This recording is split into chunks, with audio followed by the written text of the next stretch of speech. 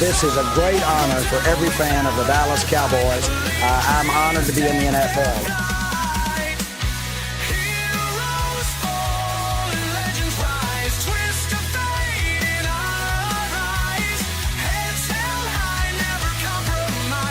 What can I say? Mamba out.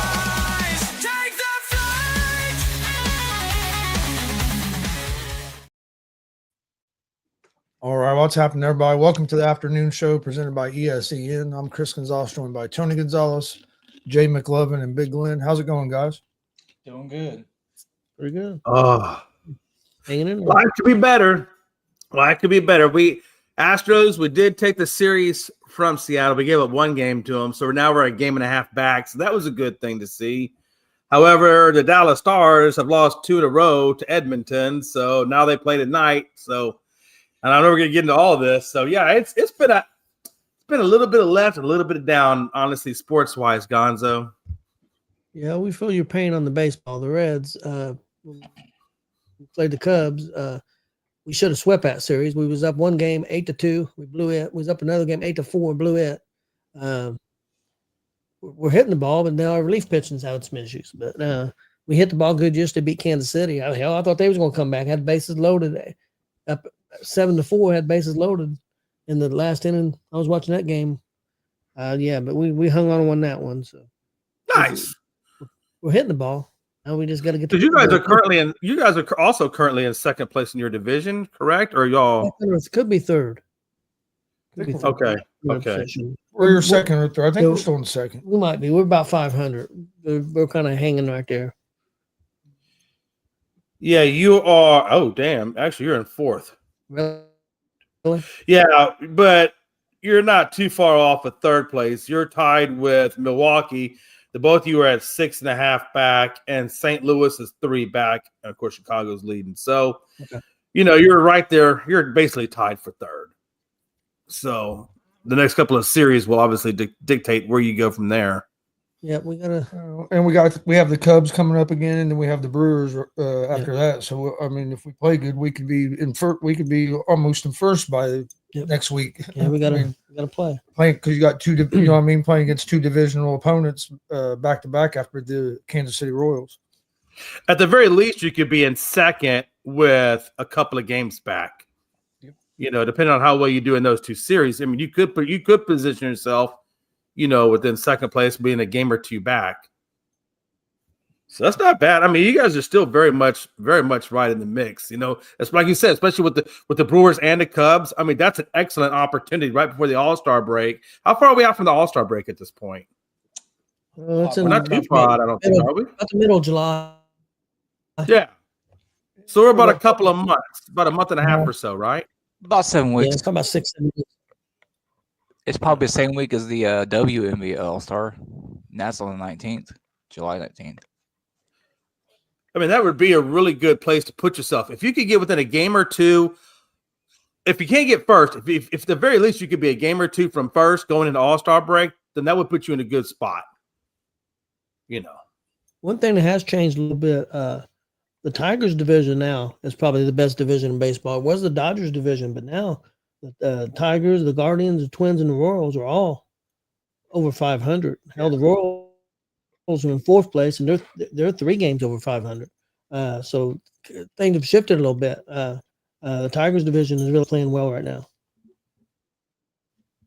As much as I hate to say it, it looks like right now the Tigers are right now. I believe they're the best team in baseball. If I'm not, they're right now. They are. They have the best record in baseball. Yankees aren't too far behind them. Honestly, they're a few games back, but but they definitely own their division. I mean, they're 6 games over Tampa Bay right now, so the Yankees are strong. Detroit is obviously in a strong spot, 5 games over Cleveland in the 2nd spot, and then our division is wide the hell open. I mean, you got Seattle on top, but then you got Houston at a game and a half back, and Texas and Anaheim at 4.5 back. So, I mean, it's still a very tight. Our division is still very tight. But yeah, that division with Detroit in it is, that's a nasty little division over there.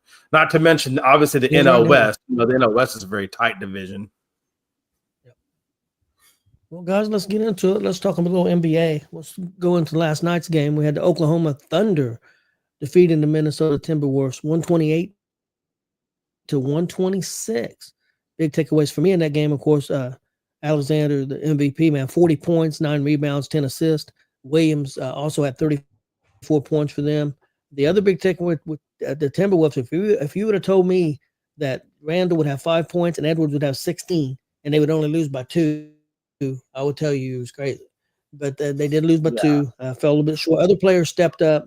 Edwards and Randall did not. And the other thing that really killed them in that game was 21 turnovers. That was probably the thing that really killed them. They stayed close pretty much the whole game, but just couldn't get over the hump and lost. And now they're down 3-1, going back to Oklahoma. And I think, in my opinion, I think Oklahoma ends it in Oklahoma tomorrow night. Yeah, here's the thing. This series very easily could be 2-2 right now. Minnesota blew them out in game 3, loses it by 2 points in game 4. But that game, like you said, Anthony Edwards, shoots the ball a little bit better or so forth. This could very easily be 2-2. I mean, a 2-point game is really anybody's game.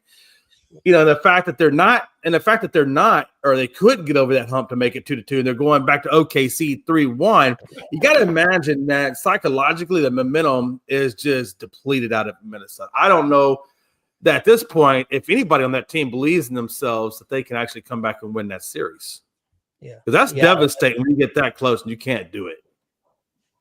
And like I said, they didn't play. I mean, other players stepped up, but Randall 5 points, Edwards 16 after the game before, where Edwards went, had a great game and Randall had a great game. And, whatever happened, maybe it may have been changes that the Thunder made defensively. I don't know. I didn't see a lot of the game, to be honest with you. But yeah, seeing the stats and stuff. I watched some of the game. I watched most of the fourth quarter. But they just couldn't get over the hump. I mean, they would get within 2 and they'd be down 7. They get within 2, they'd be down 7. It just kept. That's the way the game seemed like pretty much. And I was following the game pretty much from about the first quarter on, but they just couldn't get over the hump. Chris, what do you think? What's up, Joe? The biggest difference in that game, I watched most of the game last night, was the turnovers. I know a lot of people are saying it was Edwards didn't show up. Yeah, he didn't have a great night scoring. We ended up with 14. A lot of that was the OKC's defense. Lou Dort did a tremendous job of getting over the screens and not letting them get that mismatch that they wanted with Holmgren on Edwards. Kind of like what Neesmith has been doing, fighting over screens for the Pacers. But Dort was excellent last night. And then if they did switch, that double team came quick. But to me, the biggest difference in the game is the turnovers. Minnesota turned the ball over 21 times. That led to 11 more possessions that Oklahoma City got than Minnesota. They had 11 more possessions, and you can still only beat you by 2 points. You don't turn the ball over. You win that game, even though your stars didn't have a great games, and their stars had good games. Holmgren had a good game. Williams stepped up and had a great game, and then of course Alexander does what he's been doing. The interesting thing about that, though, that was a blown opportunity by Minnesota because if you look at all they led almost every category in that game except turnovers, blocks, and steals. Every other category, they shot the ball a little bit better, 51% to 50%. Hit 2 more 3-pointers. Hit more free throws. Out rebounded OKC. Yep. If you just look at the stat line of that game, you would think Minnesota would have won that game by 10 points. Yeah. We know what's interesting about the turnover. You mentioned their turnovers, and you're right. Minnesota gave up 23 turnovers and only conceded 22 points out of the 46 that could have possibly been conceded. But the interesting thing is that OKC turns it over 14 times and concedes 25 points. So even though there's more turnovers by Minnesota, OKC actually conceded 3 more points. In a game like this where the ultimate score winds up to be 2-point difference, like Gonzo's saying, you could probably look at number of things on Minnesota, and you could pick out any number of things. You could pick out the fact that the big guys didn't produce like they should have produced. You can put it up there that they conceded way too many turnovers. I mean, there's a lot of ways you can look at that, right? Ultimately, at the end of the day, man, they just couldn't get the job done. They couldn't close it out.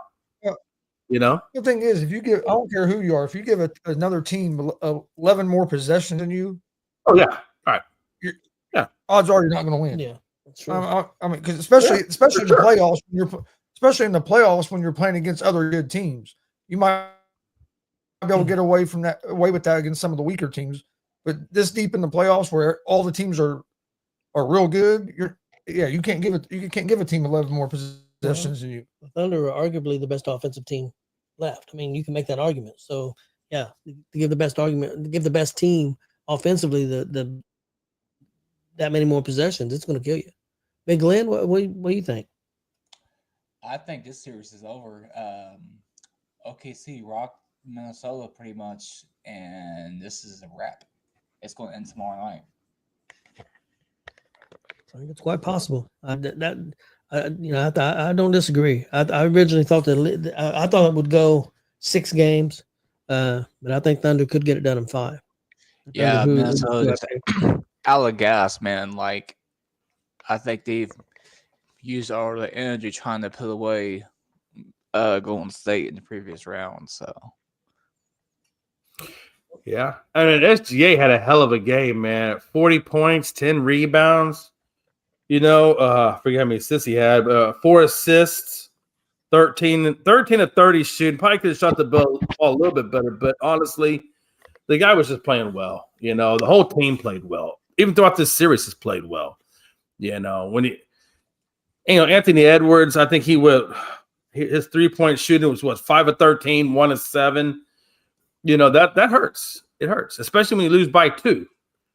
But it is what it is. I mean, and I agree with you. I do think OKC handles business at the end of it all. And I think they're going to wrap up this series. Now, the Pacers Knicks, on the other hand, that's going to be interesting to watch how that one plays out. Yeah, it's going to be interesting tonight. Let's go back real quick because we haven't been on the air since then. Yeah. And Chris, what do you think about the Pacers' loss to the Knicks, 106-100? What was the key there? The Pacers didn't shoot well from 3, only 20%. The Knicks shot 34%. To me, the two big keys. First big key was Towns. If Towns stepped up there in the fourth quarter, I think that's a big reason why the Knicks won the game. And also, I'll let you – I know what you're going to say, so I'll let you bring it up about how the Pacers played, especially in the second half. Yeah, it was frustrating because we played a good first half, led most even in the second half. We got off to a good start in the third quarter. We were up by 13 and a half.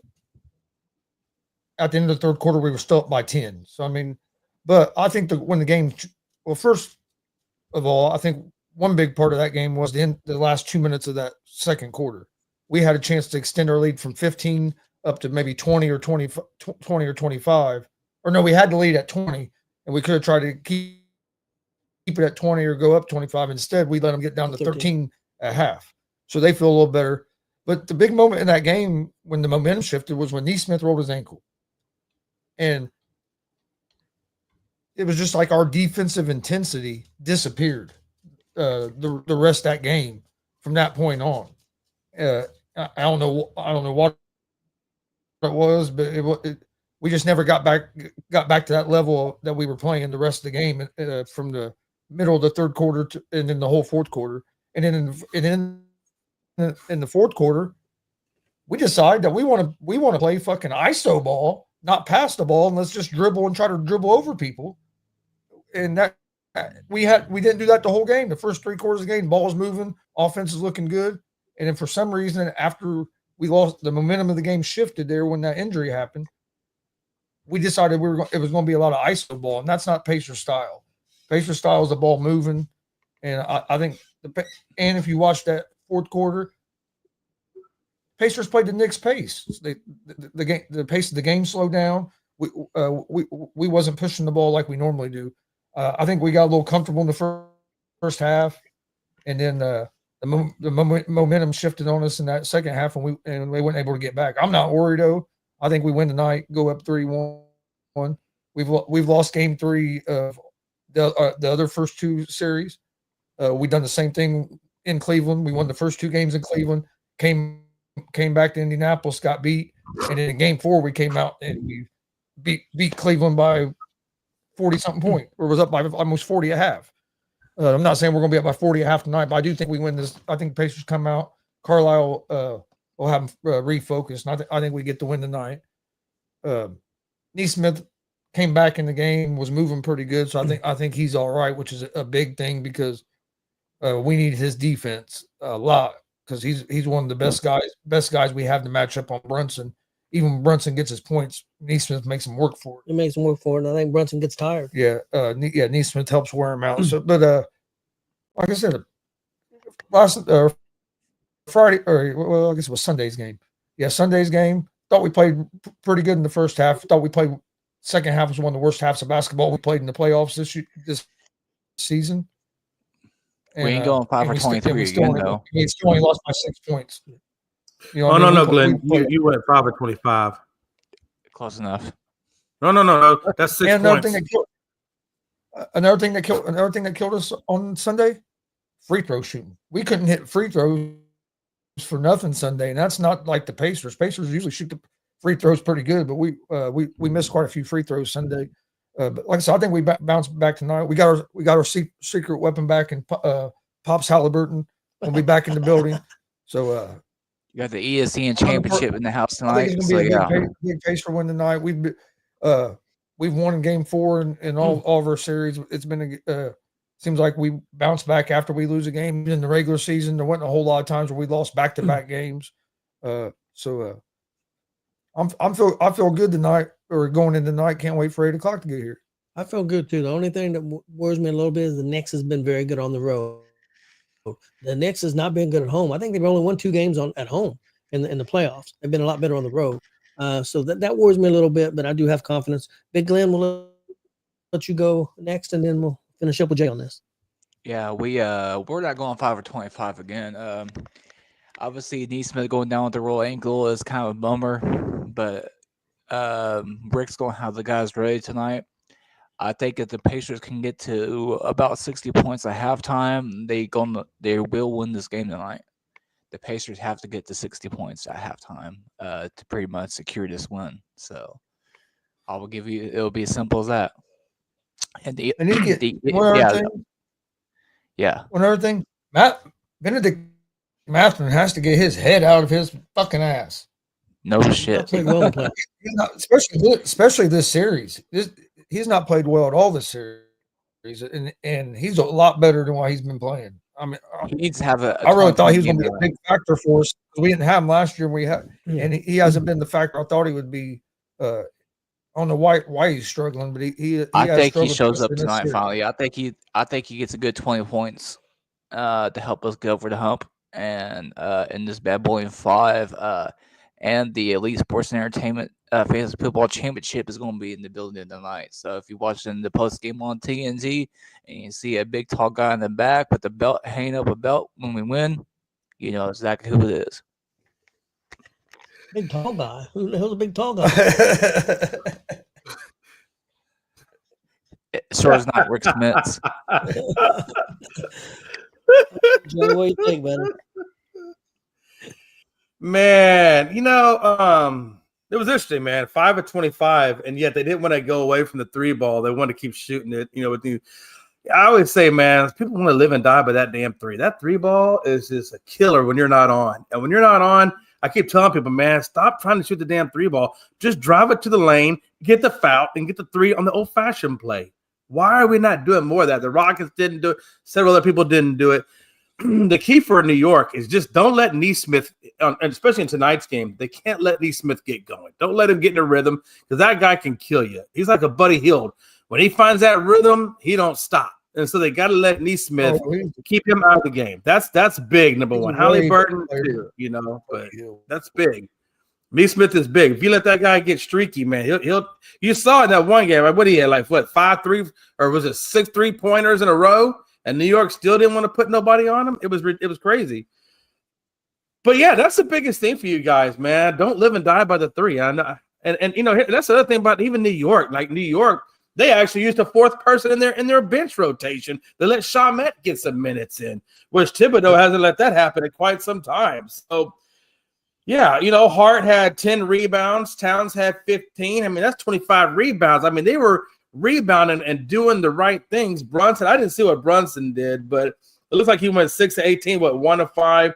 23. I mean, the big thing is for New York, if you want to climb back into this series, you got to continue to play that defense. Keep playing defense. Keep having Indiana go to that three-point line and keep them hopefully putting the pressure on them. Don't let them get that points, you know, because the last thing you want to let them do is get on a three-point frenzy like they did for that overtime game, you know. So, yeah, it's going to be – I expect a chippy game tonight. I expect to see some tippers flare, and I expect to see some stuff. Yes. And one you other know what thing, I'm saying? Don't you expect tonight to be a little chippy? Yeah, I got to tell you one more thing before we move on to the next subject. I'm only planning on going to the field house 2 more times this week. It's going to be today and for that watch party on Thursday. So we're going to get this bad boy in 5. Sounds good to me. Yeah. One other thing on that game. Yeah, we didn't shoot the ball great from three-pointers, but I don't – to me, that wasn't why we lost. We lost that game missing some free throws, but the other big thing in that game was we only had 21 assists. That's not Pacer basketball. Yeah. Well, that's true because you distribute the ball a lot more. And like you said, when they went to ISO ball, that does cut down the assists. We averaged 27 to like closer to 27 to 30 assists a game as a team. If we're only at 21, we're not playing our style of basketball, and we didn't in that second half. Yeah. It was all too much ISO ball. It was either Nimhard trying to go one-on-one. There's only one person on our team that should be going, in my opinion, should be going ISO ball like that, and that's Pascal Siakam. Because in a one-on-one matchup, there ain't many motherfuckers in the league that can stop him. And but you also fell that same trap. You fell that same trap that OKC the Thunder did. But the other guys were doing too much dribbling. Yeah. The other thing is, guys, we let them off the hook. What I mean by that is, if you watch that first half back, the Knicks were tired. The Knicks looked sluggish. They really did in the first half, and we didn't take advantage of that. I mean, like you said, the big thing there, we could have had them down 20. Instead, we had them down 13. We let them back in, and then we let them hang around. And then Towns got hot in the fourth quarter. Towns won that game for him, and that's fine. I mean, we've had games where a couple guys that won games for us. So I mean, that happens. But we let them hang around. We had them on the ropes. They looked sluggish. They looked tired, and I think they were. I think they were physically and mentally tired. We've let them back in the series. Now we got to knock them back down tonight. And the reason I'm not real worried is because we lost. You could have your head hanging. That's not how the Pacers are. And when we lost Game 3 to Cleveland, we got our asses kicked. Yeah, we did. Like Cleveland came into Indiana and beat our asses that first game at Indiana. Like they ended up winning by 12, I think, but they were up 25, they were up 26. By 20 over 20 most of that game. Yeah. This game was different. This game, like we actually had the game in the bag for the most part. We could have won this game. It was a close game the whole time. In the first half we were up big. Second half it was close most of the time. But and it's just not, and it's not like the Pacers get outscored by 10 points in a quarter like that either. Like you're up by 10 in the fourth. I felt good. That's not like the Pacers to get outscored like that. But it was too much ISO ball in the fourth. And like I said, I think we're going to come out tonight, and I think we're going to be on. Especially now, I'm looking for us to go on a big run in that first quarter, and get out to a big lead, and hopefully we keep the intensity up like we did in Game 4 and Game 5 of the Cavaliers series. Yeah, all the whole freaking game, not 2.5 quarters. Originally you had it in this series. What the hell? Because if you think about it, in that Game 3, we did lose. Come on, Joe, be consistent. If we keep our intensity like we did in Game 4, Game 5, we'll be fine. So I'm looking forward to tonight. I think it'll be a fun game to watch. I think I'd rather Joe pick the Knicks to win because he's wrong. So I think I'd rather him. Originally, he had the Pacers winner. As he said, I think it was him that had the Pacers winner. Yeah, I'll be honest with you. Knicks to win, so I have to agree with him to the extent on that. I'll be honest with you. Even if the Knicks do win this game tonight, I still think Pacers win the series. I don't want to go back Does to it? 2-2. No, don't get me wrong. I don't want to lose I'm this not game trying to tonight. I figure think the that one Pacers are going to out, win. But I'm just saying, Lonzo. if something happens, we do, and it goes 2-2. I still Speaking think of Pacers. I existence, still when think you lose Pacers win tonight this and you go 2-2, speaking into existence. That's my Yeah, boy. that's what I'm saying. Speaking of this, I ain't trying to figure out if we can win on Saturday. I mean, shit. Hey, but again, I'm very look, Oh, I guys, think we I'm will. very superstitious. Look, I'll tell you now, I am very superstitious. So I always watch what I say because I believe you can speak things into existence. If you notice me, I always say when the Astros lose, that way I speak the opposite because Jay always speaks opposite. Now I know that sounds weird because I just said don't speak something into existence. But in my world, I have found that when I say that things aren't going to happen, they happen. They happen. I got enough power. I can just say it outright and know that's going to happen. And it will happen. See, Jimmy Johnson to thinking me, kind of deal, this you is a know? must win. It's a must win for New York. Oh, yeah. absolutely. It is more must win than it is for the Pacers. Absolutely. I don't disagree with that. If you're New York and you lose this game, this series is basically over. Or if you're the Pacers, you lose this game. Yes, you've let the Knicks back into the series, but the series isn't over because you still have 3 games left to win 2, and you still have a game at home. I won't say it's over, even if it's 3-1, but it's very Pretty close to difficult being over. because they have to win 3 straight, and all we got to win is 1 out of 3. So it's definitely. And big. the way I feel like and that's the thing. I feel like the Pacers in New York. You guys are pretty close. You're close in talent and things like that. So I don't know if even if you go down 3-1, I still think New York can come back and force it to Game 7. Now I'm not saying they're going to win, but they can definitely put it up to Game 7. If it was a more drastic difference between you guys, then I would say, yeah, you're probably right. For example, Edmonton and Dallas. If Dallas goes down tonight and we don't get the win tonight, we go 3-1 down to Edmonton. Edmonton's defense and everything is too strong to come back. I think in your series that New York and you guys, it can still come back from 3-1. I don't think that's completely out of the question. You can make an argument right now that the Pacers could be up 3-0. You can make that argument right now. The Knicks could be up 3-0. That's how close. Yeah, when you take that overtime game. When you take that overtime game where, the lucky bounce of the ball goes in and you guys take it in overtime, I mean, that would very easily could have been a loss. If that ball misses the rim or doesn't go in, that would have been game for you. I just think you guys are too close right now to say that if you go down 3-1, that is completely over. I think there's still too much fight in both of y'all's. Well, I'd much rather be 3-1 than 2-2. I think New York would wear. Oh yeah, for sure. For sure. Because if you're 3-1, you got 2 opportunities to get the win, right? Whereas if you're 2-2, anything can happen. 3 opportunities. Right? 3. Or 3 opportunities. Hopefully, you don't need 3 opportunities. Yep. We only. And again, I want New York to win. Well, we do know the series. The finals start. I believe it is the 5th. Thursday the 5th is when the finals start. They've already set that date. Okay, guys, let's move on to some. Wait. June 5th is the finals? Yep. Thursday, June 5th is the finals. Big game 1 of the Okay. finals. They've already set that. And they are going to give them, I guess, every game 2 days off.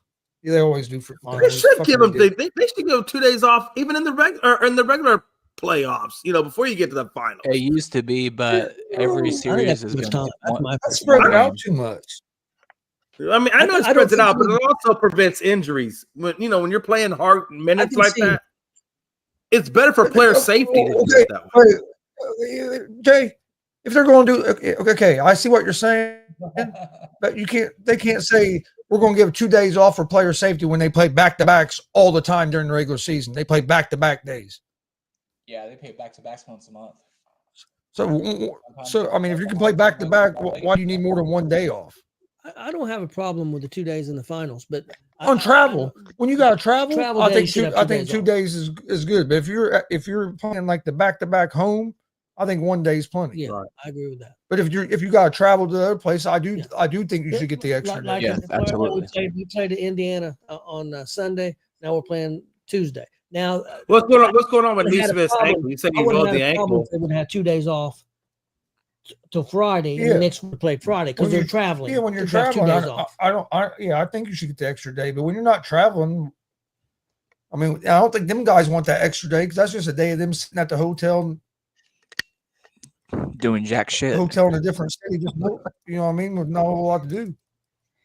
So what's going on with Neesmith's ankle? I know he rolled it. What's the prognosis? Is it just a day-to-day thing or Game time decision? He said he woke up yesterday is sore, so I honestly think that he does give it a go tonight, man, and I think he'll be just fine. I think he plays because he came back in the game and played. He came back in the game. He came back late in the fourth quarter and played, so I think he'll play. They have him listed as questionable, but it seems from all the reports I'm hearing, it sounds like he's playing. Well, I was listening to the game on the radio, and they had him as doubtful coming back in that game. And actually, the announcer was kind of shocked that it came back in because they had him doubtful. Oh, when I saw the injury, I thought I'll be honest with you, I didn't think we'd have him the rest of the playoffs. Yeah, same concept. When I saw the replay, the way it rolled, oh man, it would look nasty. And him holding that calf. Had an ankle injury like that before. He rolled an ankle like that before, and he missed like 35 games over it. So I was like, man, this is bad. But when he came back out and played, made me feel a lot better about it. right? Okay, guys, let's talk a little hockey. Last night we had the Hurricanes to defeat the Panthers 3-0. The game was closer than that. It was 1-0 with about 3 or 4 minutes left, and then the Hurricanes got a couple other goals. The Panthers lead the series 3-1. They'll be going back to Carolina for Game 5. I just don't have a lot of confidence that Carolina can win 4 straight against the Panthers. I mean, weirder things have happened, I'm sure, but I think the Panthers close this out. They've won every road game against Hurricanes. I think they're going to close it out game 5 on tomorrow night. Tonight we have Dallas and Edmonton going at it. Of course, Dallas won that first game. I think it was like 5-1. And that really, they really put it on them. But since then, the Oilers have won two in a row. They won 3-0 and 6-1. So they've put it on them pretty good. The Oilers are a really good scoring team. At times they have trouble with giving up goals, but last 2 games, man, they sure haven't. So it's going to be interesting. To me, it's a must win. I know we talked a little bit about before we went on the air. I think it's a must win for Dallas. They got to get this back 2-2. If they go down 3-1, I think it's over. So I totally agree with you on that. I mean, when you look at the number when I watched that game between the 2 guys, it seems like Dallas had to work really super hard for every shot that they took on goal. And it seems to me like Edmonton has a little bit easier time getting to our goal than what we were able to get to their goal. And that goes back to the defense of Dallas. Dallas has got to play better defense and give Ottinger some help and not let Edmonton spend the majority of the time on our side of the line. At some point, Dallas has got to get more pressure, more offensive pressure, on them and stay on their side of the goalie and give them goals more hell than what they gave us. And that's really the biggest thing. And they even saw that in the Winnipeg series. It seems like Dallas, stays a lot of the time on their side of the line and not enough time on the opponent's side of the line.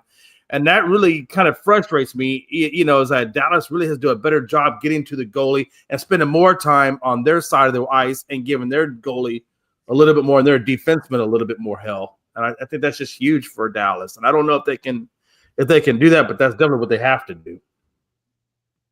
Yeah, it's a must win. Dallas did a good job of I think a big key with Dallas and the Oilers is how the game starts. Dallas kept the game close in the game 1, and then they had those penalties against the Oilers, and Dallas took advantage of it and took the game over. In this game, Dallas really ain't been able to get anything going. I mean, they've been outscored 9-1. They've got to get off to a good start. In my opinion, they almost need to score the first goal and put a little pressure on the Oilers for them to have a chance. I think that's got to be almost every game they play from here out. Absolutely. Got to score first. Absolutely, 100%. And 100% agree with that. 100%. Tony, I can't tell how much I agree with that. We were not putting anywhere near the amount of pressure on them like we were getting put on us. And it's ridiculous. It's ridiculous. And it wasn't even just Edmonton. And Winnipeg was putting a lot of pressure on us too. It's just we just played a lot. We were just able to get our butts into their goal. But they were putting just as much pressure. Edmonton is just crazy on the defensive side, and they're crazy on the offensive pressure. And Dallas has to find a way to equalize what they're doing, or it's going to be a very short series. And the thing of it is, I picked Dallas, even though I know the Oilers were tough. I thought Dallas had the team that could match up with them. Again, they're down 2-1. I picked Dallas and the Panthers to be in the finals. But right now, it's looking like the Oilers and the Panthers, and that's what it was last year when the Panthers got up 3-0, and then the Oilers come back and went to Game 7, and the Panthers won it. Yeah, that one. So we could have the same finals as last year. Glenn, get next to your microphone, killer. It's like hearing you in silent mode or whisper mode. There you are. Oh, there's my boy. What I was saying was then after that one chick came out and flashed her titties to everybody, So yeah, you remember that, Tony? Oh, I don't remember that. I missed it. It was that bad boy. That went viral, buddy. Okay. I missed it. Son of a bitch. Yeah, that's right. You have Twitter, but I could just inbox you the thing from last year, and stuff. I'll send it in the group chat. Okay, all right. But that's another thing. If you look at Granlund and you look at Rantanen, Granlund gave you 16 minutes on ice, and Rantanen gave you 18 minutes on ice, and those are two of our biggest, offensive scoring weapons. And then you look at you look at the defensemen. The defensemen have plenty of time on ice, but when you look at the offensive side, Rantanen is only getting like 15, 16 minutes. It needs to be more. When those are our big time scorers. Let me ask you a question, because I haven't watched any of this series, but from what I'm getting, it sounds like the Dallas Stars doesn't have that dog mentality, because they're only scoring goals when they have the power play, when there's an advantage. First of all, stop using my words. When it's even, they're getting their asses kicked. Please stop using my words. Please stop using my words. Actually, that ain't your words. That's no. Those are specifically my words. I had them copyrighted yesterday. Oh shit! Here we go. The copyright office is open on Memorial Day. Tell your boys to stop using my words. Tell your boys to stop using my words. They didn't have the eye of the tiger. See, you don't even say it right. You say it right. Damn. Oh, Lord. Dicks. But yeah, I mean, we don't have the dog mentality right now. No eye of the tiger. They better get that eye of the tiger and that dog mentality. I'm telling you. I mean, seriously, really. I mean, they do. I mean, if you watch those games, we don't put enough pressure. I mean, I get so angry at it. I'm like, why are we always on our heels by our goalie when we should be on the other end, at least half? It's like, it's ridiculous, man. It's frustrating to a point. So, I mean, I'm hoping tonight maybe we'll see a difference. Maybe they'll get their head out of their butts and that's put more offensive pressure on Edmonton's goalie. That's one weakness the Oilers have. Their goalie is not a super great goalie, but they covered up with their defense at times. They do. But you got to put. They seriously do. Because like in the last series, well, actually the series before that, when the Oilers went 7 games, there was a lot of times they were giving up. Well, when they played the first series against the Kings and almost lost the series because Kings had them up 2-0 or 3-0. The Oilers, Kings and Oilers were both scoring about 6 goals a game. So that shows you right there that they can give up goals. Dallas has got to put the pressure on. Yeah, no, I definitely agree with you 100%. Going back to the Pacers game the other night, another thing we had going against us? What's up?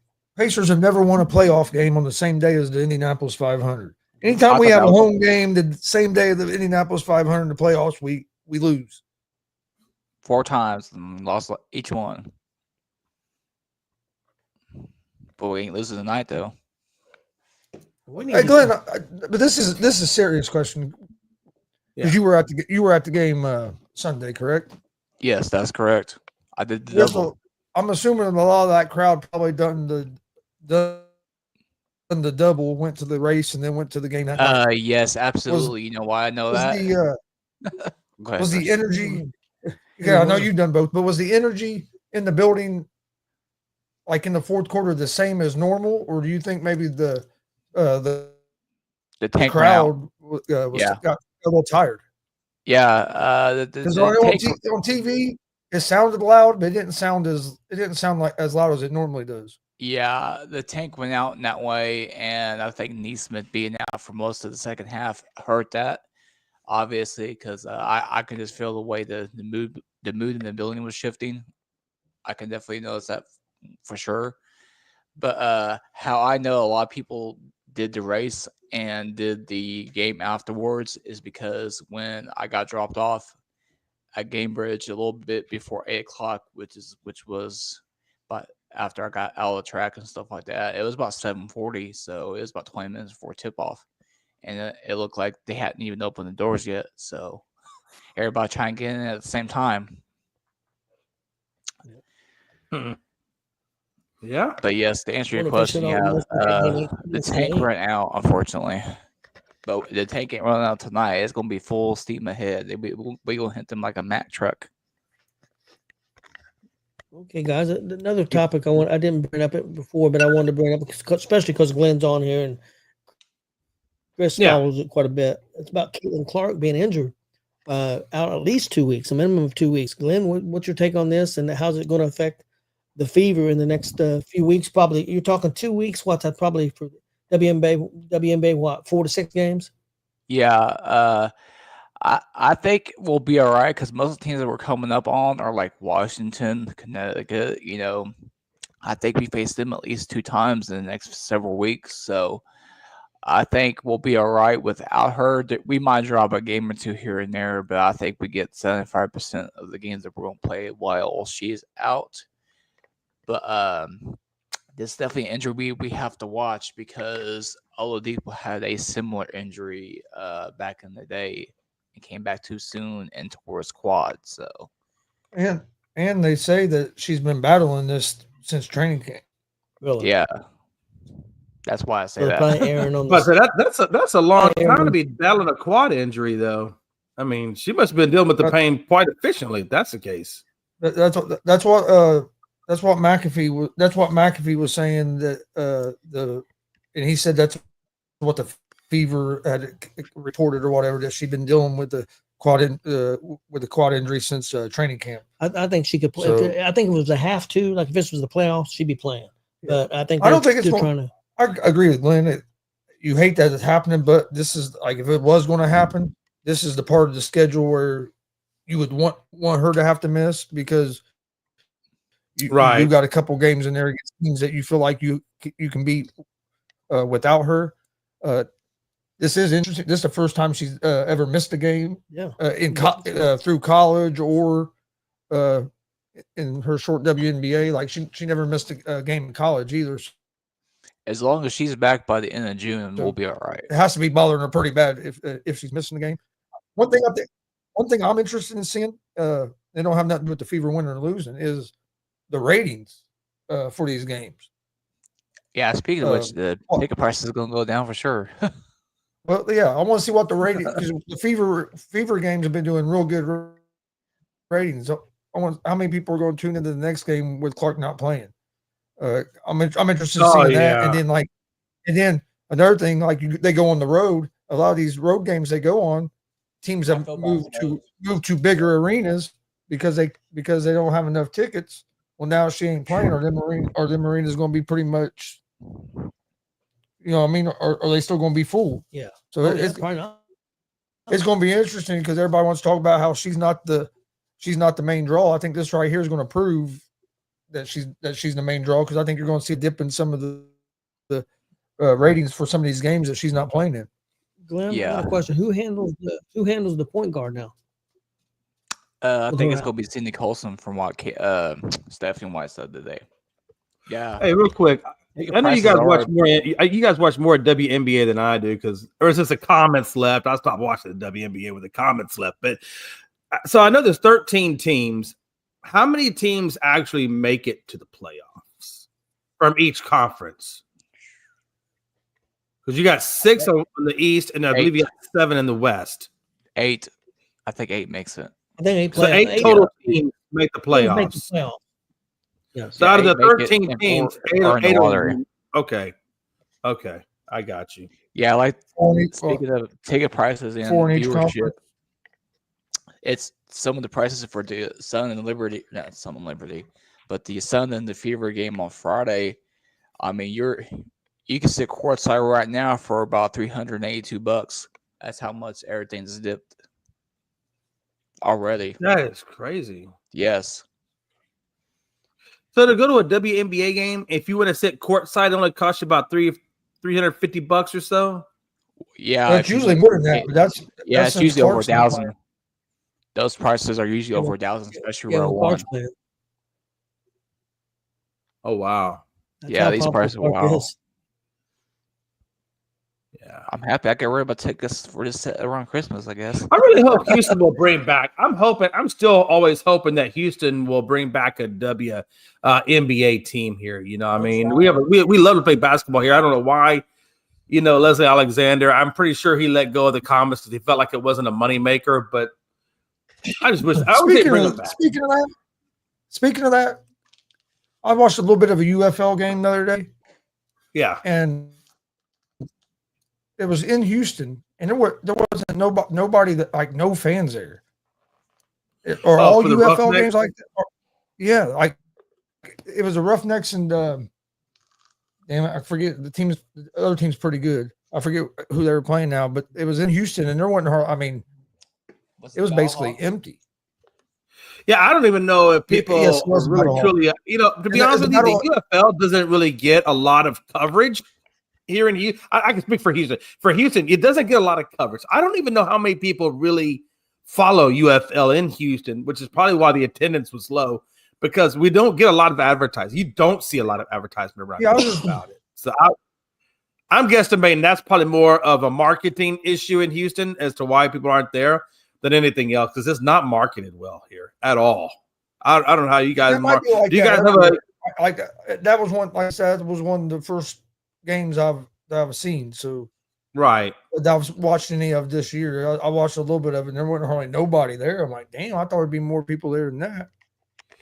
And I guarantee if they probably did a better job marketing, there would be. They just don't market it at all. I mean, commercials, anything digital media is just not. It's not even when you go to grocery stores and stuff. UFL they don't do a good job marketing. That's because, like, when it was the XFL, I watched a lot of it, but I knew when the games were on. I never even know there's a UFL. Like, I never see advertisements when UFL is going to be on. So which is weird because isn't it owned by Fox? One reason I saw that, only reason I watched any of that game is it came on right after the Indianapolis 500 ended. That the UFL game came on that channel. And correct me if I'm wrong. Fox owns it, right? Doesn't Fox own that?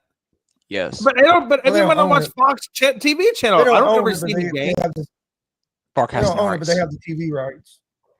Right, but I'm saying it's like I don't even see any UFL commercials, even on because I watch Fox a lot, but I don't ever see them run commercials at all for UFL. You would think they would run it. They run some on Fox Sports 1, but I don't watch much Fox Sports 1. Okay, I know Cowherd mentions UFL at least a couple times during his show. He'll talk about the games coming up. But I listen to his show. I listen to his show on the radio. Right, most of the time, but it's on TV as well. So I know they do on FS1 some, but I don't think really they do anywhere else. Yeah, they definitely need to do a better job. If they want that league to grow, they need to do a better job marketing. Let me ask you this: how long do you think the UFL stays around before they go belly up?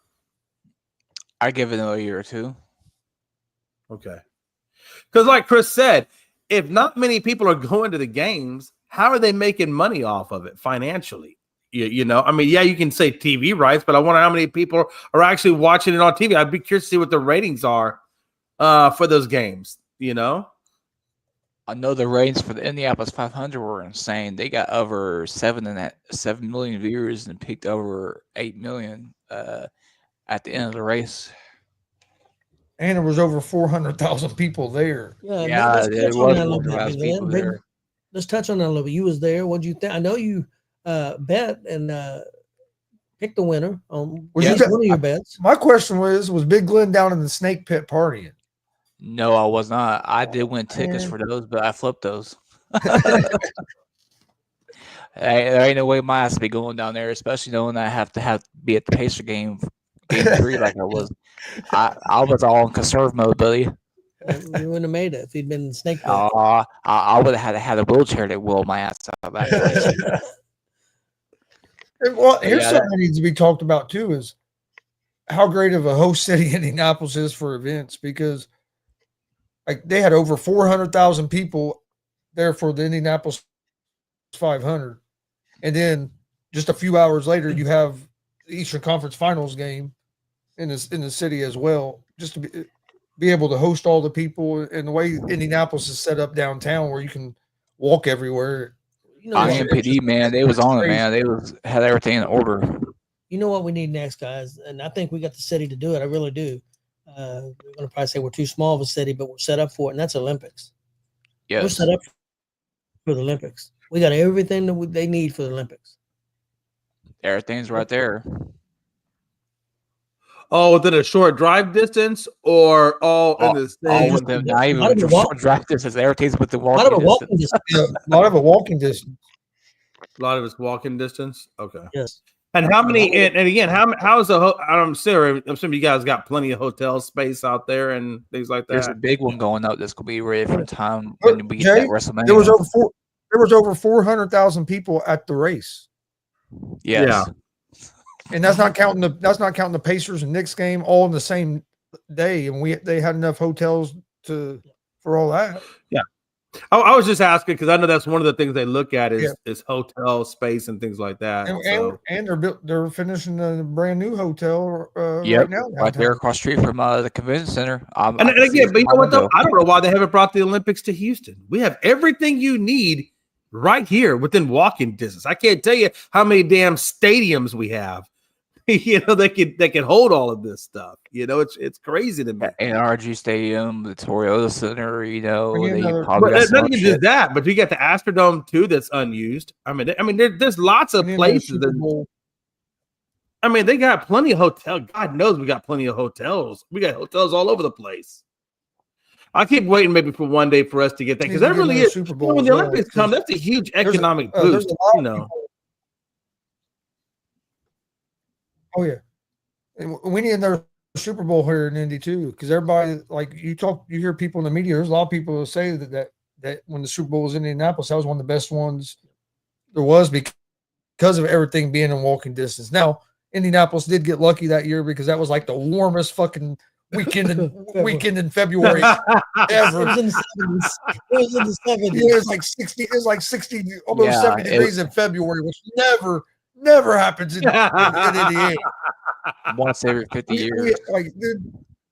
The weather was just great that weekend, or actually that whole week of Super Bowl. But I was think happy we'll with get Rumble. eventually get Well, another. it wasn't too bad. Because the week before that, even if we're I think we're gonna get a Gonzo, WrestleMania. I think we'll get another Super Bowl. Yep. And then, Wow, like you yeah, said, we- that's the another next- thing. I wish the next big WrestleMania thing- would come to The Houston. next I mean, big thing would be the energy. Olympics, because we host NCAA tournament every year. Some Yeah. round of it. I think But we get that that's WrestleMania another in thing, 27. Why has WrestleMania not come to Houston? I mean, we got more than enough places to host it. I mean, I don't know why we haven't got a WrestleMania. The last one I think you guys hosted, that was greatest one of all time, and that was X7. So Yeah, and so, but I mean, we like, gotta but go I to don't know why Houston, we don't get those things. You know, I mean, Houston has so many venues to host that kind of stuff, but you know, we haven't seen hardly too much of the pie. Well, Like, why don't we get the All-Star game one for of the you know big for reasons. One of the big reasons Indianapolis was able to get the Royal Rumble and are going to get WrestleMania and that stuff. Pat McAfee was one of the big reasons they got that, because he would go to Triple H and that con all the time, and Yep. be like, Yeah. he bugged the hell out of him about it. we have But the is it good? infrastructure to do Is it so good for he is point to WWE that. business to always have WrestleMania in these specific cities? Why not go to other cities like Houston or whatever? Look, watch it. Houston has probably one of the largest populations as a city in the U.S., but we haven't gotten WrestleMania. Why would you not They go go to Well, to other that? cities. you got, like- They haven't been in Indianapolis since what? WrestleMania 3? No, 8. No, not WrestleMania 8. 8. The thing that worries me is that now you got TKO running things, and I think it's going to change everything. We're supposed to get a WrestleMania signed the deal. I'm worried about that deal because it looks like that. See, they was going to do the next WrestleMania in New Orleans. Now they've canceled it and put it back in Las Vegas. And did they officially put it back in Vegas? No, I don't think they officially have, but they're trying to work out the dates. Well, why are they continually to go to Vegas? Is it just a money grab for them? Is that why they consistently go to Vegas? It'll be the second time. UFC. Yep. TKO owns UFC, and they do a lot of stuff in Vegas. And now I'm worried because New Orleans is going to get a Money in the Bank, and they're going to supposedly get a WrestleMania at some point. I hope we still get our WrestleMania. We'll see. I think we will. I think we will, but things are changing. I mean, because Vegas will offer a ton of money. They'll do it on Easter weekend when nobody goes to Vegas. So it's a big deal because all these people go to Vegas on Easter weekend, and normally that's a bad holiday for Vegas. They made all kinds of money. It was, I mean, a bunch of money. Both of them did. Vegas and WWE and TKO made a ton of money, and they must like that partnership. So I'm hoping it don't end up in Vegas all the damn time, but it worries me a little bit. Oh yeah, that's what I'm saying. It's like, if you live in Vegas, you're getting all the rights to it. But if you live in other cities, you don't see it that much. To me, as a financial standpoint, you think you'd want to go to some of these other cities, bigger cities, and put it on there to get that part of the piece of the pie, or get people involved in it. There's a lot of freaking money in Houston. A lot of money. The other smart thing they're doing, though, they're making their events even bigger. Well, WrestleMania is a huge event. Don't get me wrong; it's 2 days, but now they're making SummerSlam 2 days. They're going to make Royal Rumble 2 days. So that I think the next place they're going is the Giant Stadium, right? New York. They're doing SummerSlam 2-day event. Then they're going to do Rumble. I don't think this Rumble is a 2-day event, but eventually it's going to be a 2-day event. And wouldn't surprise me if they don't make Money in the Bank or Survivor Series a 2-day event. So they can bring these, and just look at the income that these cities bring in for 2 days. Not just 2 days, basically. The whole week. Yeah, the whole week, because they bring in festivals. Because they have things going on all week long. Yeah. And a lot of times, that's my point. That's my point. Like, you have SmackDown and Raw can be, or in those cities Friday and that weekend as well. So basically, if it's so sometimes there's 4 shows. WrestleMania, there's basically 5 because you have the NXT stand and deliver as well. Perfect example. This weekend in Florida, they did a Saturday night. They did the Saturday night's main event live. They sold out 11,000 people for that arena. Turned around on Sunday, did NXT in the same arena, did another 10,000 people, and then they did Monday Night Raw from the same arena in Florida, another 11,000 people. So over 33,000 people and 11,000 arena, 3 days in a row in Florida. Look at the income Florida, it was in Tampa Bay took in for that event. And they're doing a lot of that now. They're doing a lot of weekends. They're doing, like, one weekend they may do a show on Sunday, a wrestle show on Sunday, but then they'll do UFC on Saturday, and they do Monday Night Raw on Monday, and they make it all TKO weekend. They're very smart businessmen. I know a lot of people upset right now with the price of tickets. But think about it like this. If you look at it, take a city like Dallas. The average median income in Dallas is somewhere in between 150 to 200,000. Dallas is one of the richest cities in the United States, but they haven't gone there. And I don't know why. I don't know when the last time Dallas got a WWE event, but I guarantee you financially, there's a shit ton of money between DFW, Dallas, Fort Worth, and Arlington. That's a lot of damn cash flow. I don't know why they haven't gone there. But you know what you got instead? You guys got AEW. And I don't understand that. I mean, if AEW comes here, why wouldn't WWE come here though? They're doing the Ranger Stadium, and all they're selling ticket wise. How big is Ranger Stadium? Probably what, 40,000 or more? Oh, at least 40 plus. Oh, they're not even selling. I would say between 40 to 45. And so far all they've sold is about 12,000 seats. That's interesting. But AEW is not the WWE. I mean, it's not. I'm not trying to put down AEW. It's not WWE. Not from a perception wise, and people want to see it wise. Yeah, I mean, and maybe that's something that the WWE looks at. Maybe they say, well, yes, Dallas is X number of whatever, but maybe they don't have a big wrestling base or whatever. Do you think that might be an issue? Maybe they feel like Dallas maybe just doesn't have a big enough. Dallas was at one point was one of the biggest wrestling towns ever, with the Von Erichs and all that years ago. But I think a lot of it's how the city, because now cities are bidding on this stuff, and it's up to the people it's up to the city to bid for it and win it. I mean, that's how popular it is. These cities are going out and bidding for this stuff. That's what Indianapolis did. They put a deal. See, Indianapolis got a deal for a WrestleMania, a Royal Rumble, and a SummerSlam, and maybe some other events. Then they put a package deal together over a 5-year deal, something like that. Like, I'm looking at the list of the richest cities in America. We know some people that made that help make that possible. Yeah, supposedly we know one dude that says he did. It had nothing to do with it. I'm even surprised. Like, why? Like, look how big Chicago is. I mean, has WWE gone to Chicago in a hot minute? They just had War Games out there. Yeah, they had War Games 2 years ago. Now AEW goes there a lot. When they there, AEW goes to Chicago. AEW goes there. Wouldn't they beating a dead horse for a Raw or something? Yeah. I remember CM Punk coming out.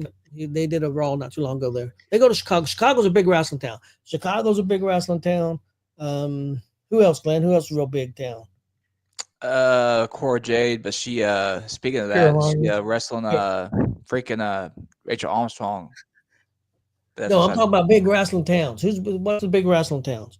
Big wrestling town: Detroit, Vegas, LA, Dallas, obviously New York City, Long Island, East Jersey. Well, June 7th, they're getting ready to do a big thing in California. They're doing like 2 shows in one day and then another show on Sunday. Carolina, where the Clippers play. North Carolina, South Carolina. There's cities there, big wrestling. Yeah, they were big NWA, but they're still pretty big towns. Minnesota, Indiana's a wrestling state. It is. Like, I mean, you got one of the most well-known wrestling legends of all time, sitting right there in front of your camera, Dick the Bruiser. So Well, like I said, I mean, we had Royal Rumble and had 70,000 people there. So this was a thing that was made as part of the Royal Rumble. It was a newsletter thing they were passing out there in Indianapolis. Some of our family. Speaking of the crowd that was at Lucas Oil, man, I tell you what, I'm not getting in that line that getting in Lucas Oil, man. I'm gonna walk across the street and go down past the post office and go 2 minutes south end. That line was crazy. it was. Yes. And then the line to get in that Reds game was crazy. Well, if it's for WrestleMania, it won't be as bad because the weather won't be as bad. Mm-hmm. I've never been to a Reds game where I had to wait in line like that to get in. That was an hour. It was an hour close to it. It was crazy. Yeah, that's crazy. And I'm not gonna lie, we cut a lot of fucking people too. We did. Mm-hmm. Cause we saw them 2 people. I saw them 2 people go right there. Like, we're going right here. Yep. I saw the line backing up all the way to one lady said the line yard house. One lady said the line. Yeah.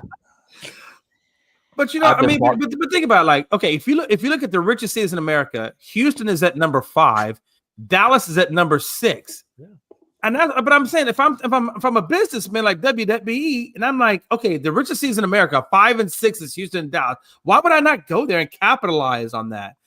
But I don't know what they look at. Maybe they look at other things than just that. They would go to Dallas before they go to Houston. I'm sure they've done. Yeah. I guarantee they do Raws and SmackDowns. They've done all that stuff. Often, yeah. If they have, I haven't seen them come. Maybe they came and I didn't realize it. I just haven't seen them advertise anything like that. Well, you wasn't living there, but 4 or 5 years ago they did a Rumble there in San Antonio. I remember they did that at the baseball, not San Antonio. Oh, they did do one in San Antonio. Yeah. Oh yeah, they've done some different things because I remember that one Rumble had Roman Reigns in it, and they did that match, and they was all over. Okay. Yeah, because I've only been back in Houston about 2 years, so maybe they have come here, and maybe they came here when I wasn't living here. So I'll give you that. Yep. That's just crazy. But yeah, I mean, it just seems like every time I hear all these WWE events, it's usually like, up where you guys are, Vegas or Indianapolis Atlanta or New York, Florida or Los Angeles. I wish I was in Right. Vegas. Shit. I like Vegas. Shit, I been haven't been to all Vegas day, yet, man. but I do plan to go at some point. I want to go to Me, Vegas. me, me and Gonzo and Tony be I haven't been. I in want to Vegas go. betting all day. I can see right now. If the four of us went to Vegas, it'd be like that show. What's that? The Hangover. It'd be like The Hangover. I guarantee you, Glenn would be the one with the tattoo on the side of the face. Like, Gonzo would be the dude. Hey, Gonzo would be the guy that was popping up out of the trunk. Yeah. Get a Patriots tattoo like Go find Bang Bang Gonzo Bigelow. at Circa up on the roof, sitting in a private pool, No, he'd be, watching the big screen. I know Chris is like he'd be the fucker on top of the hotel with a mattress. Probably. That we Yes. could look at. He'd be Doug. Who's Doug? Yeah, we can't find fucking Doug. That'd be him. I know Chris is like he'd be fucking Doug. You're probably right. I'd be the one that end up, fucked up somewhere and not know where the hell I'm at. That probably would be right. Glenn would be the Yeah, one there to I do can see it. us being in the Mandalay Bay sports betting lounge, betting all day on baseball and everything you could think of. Be like, Jay, you can't go swimming in the fountain. Get out of the fountain, Jay. Be like, that shit. Go get me another beer. Fuck it. I want to go love to that. No, seriously, I want to go to that Circa. They got the sports book there. It's a new Circa sports book Olay? casino. That huge ass They just- screen. Yeah. Yeah, they just built it a couple years ago. But up on the roof, they have like private. You can get like private pools, Oh wow. small swimming pools, and they got this big ass. I forget how big it is screen, and you can watch the games and shit on it. Dude, that's where I'd be hanging out at. Up on top of the roof, smoking a blunt, and watching sports and betting on it. Yeah, you'd probably fall off. Yeah, that's always a possibility. We'll talk about falling. I feel this fucking You weekend. never know. I could all of a sudden think I'm Spider-Man and try to shoot a web and just jump. Well, I've seen that. Not by you, but He I've seen wouldn't even that get the before. web out. It just tip over. No, If Austin's watching, he's gonna be pissed. I felt this weekend. I fell trying to spare a tree this weekend. Yeah, he fell this weekend. Walking out of a building. Tony, man, I don't know what's going on with you, man. You're falling off ladders. You're falling on the ground. What's going on with you? It's got a You damn. thinking he Jeff Hardy? It's got a step like It had this. a step that dropped off, And I didn't know it was there. We were talking, he wasn't paying attention, and he What's the stepped step? off and lost his balance. He's trying to catch Face himself. planted. Well, then he's trying to catch his balance, and he goes about 10 feet. Luckily, he almost hit a fucking tree. Yeah. Luckily, I went towards the Yeah, tree in but- the grass. yeah, at least If he I'd went that on- way. If I'd have went on the cement, I'd been hurt. If he went straight, he'd have landed on the sidewalk. And I'd probably been in a damn hospital if I'd have hit the cement. He probably was looking like El You know what made it Cruz out worse? in the There's first probably- base. there's probably 20 people standing outside this building. That everybody saw it. Yeah, and this one bitch was laughing. I wanted to punch her. I wanted to punch that bitch in the mouth. I didn't say nothing. Oh, I bet Tony. I wanted to punch her in the mouth. I'm not even lying. I wanted to punch that bitch right in the.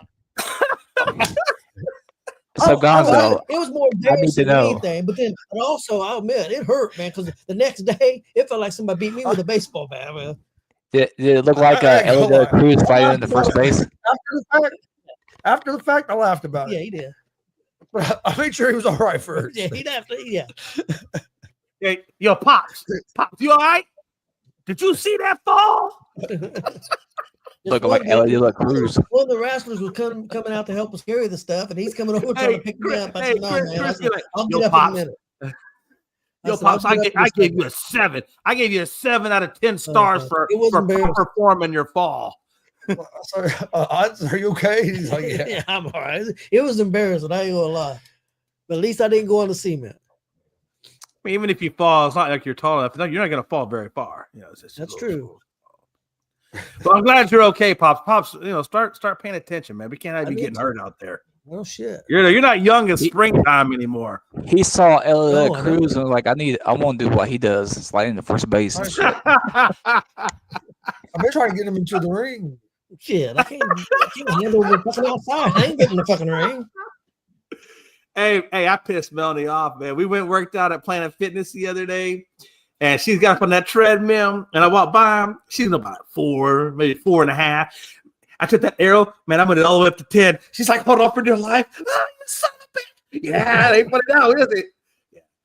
I was waiting for her to fall, hit the fucking floor, but yeah. Well, I took it back down, and she's like, no nookie for you. She'd have felt hit the floor. She'd have felt hit the floor. You wouldn't have been on the show today. Yeah, you'd been hitting the floor. Bro, there was one time that she did fly off a treadmill, and she hit the floor, and everybody started gathering around her.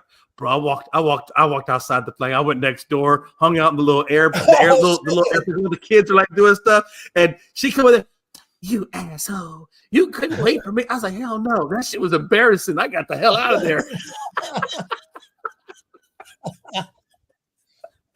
Surprised she didn't kill you then. Oh man, dude, it was so bad, Chris. Chris was so bad. I'm going over here. I don't know her. The hell she doing? I don't know. Dude, she had a little she had a little strawberry patch on her forehead, like right here for a couple of days. I was like, man, I can't take you out. There ain't nothing you can cover up that with, you know. Like somebody is dragging you across the carpet. You should ask her if she can make strawberry shortcake with that look on her face, you know? Dude, it was so bad, man. And I know she saw me as I just turned around and walked away. I said, fuck it, you're on your own. Is it really that great of a game when it takes you 30 shots to get 40 points? And you probably scored 14 or 15 points from the free throw line? He gets the free throw line, man. He gets the calls. Well, all right, let's get out of here, killers. Out of here. Patriots 115, New York Knicks 89. That is my score prediction for tonight. Oh my God, could you imagine? What would it be like if we on our show tomorrow if for some reason the Pacers don't get the win? God's just gonna be like, yeah, we'll get it in 7. I ain't worried about it. We'll get it. My prediction was Pacers in 6 from the beginning. I'll tell you right now, y'all don't get that win tonight. Oh, Jay gonna come on the show like this tomorrow. Yeah. You know who also be on if we lose? Probably be Frankie. Frankie at least we didn't choke in the first round. Yeah. Man, I'm telling you, hey, listen, I just hope Dallas doesn't choke tonight. I need Dallas to pull this one out, man. We'll see. It's gonna be a good game, man. I mean, either way, I think you guys are gonna have a good game tonight on the NBA side. And hopefully we'll have a good game on the hockey side. We'll see. But there should be some good play on tonight. I don't think it's choke if Dallas loses because, man, Edmonton's a really good team. Well, I'll tell you what, man. I didn't realize how – I mean, I had heard they were good. I hadn't really watched them all that much. But when I saw them on this one, I was like – and I saw how good they were defensively and offensively on both sides on the pressure side. Like, yeah, Dallas going to have their hands full. I don't know. I think – if we get past Edmonton, and that's the thing, though, even if we weren't able to get past Edmonton, I know for a fact Florida's going to beat Carolina. I already know that. I know for a fact. And Carolina got a shot in hell. And Florida scares me, too, because Florida's a freaking good team with Bob Brodsky. So that's a whole other beast in and of itself. You know what I mean? I agree. All right, guys, everybody have a good night. Let's go Pacers, and let's go Dallas. Yep, absolutely. Let's go Pacers.